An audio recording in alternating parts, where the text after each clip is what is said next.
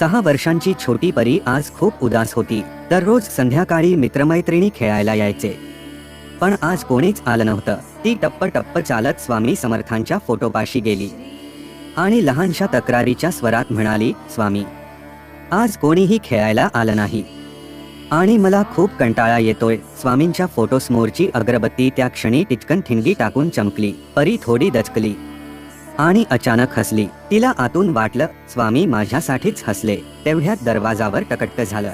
शेजारची छोटी सानवी हातात चॉकलेट घेऊन उभी होती. चल, आज आपण दोघीच खेळू. परी आणि सानवी दोघींची धमाल सुरू झाली. उड्या, हसणं, चित्र, खेळणी. संध्याकाळी खेळणी आवरताना परीने पुन्हा स्वामींच्या फोटोकडे पाहिलं आणि हळूच गोड हस्त म्हणाली, आज मित्र आले नाही, पण स्वामी तुम्हीच मला हसवलंत ना. स्वामींच्या फोटोमधला चेहरा त्या क्षणी खरोखर हसरा आणि शांत वाटला आणि परीच्या ओठांवरही खरमखुर हसू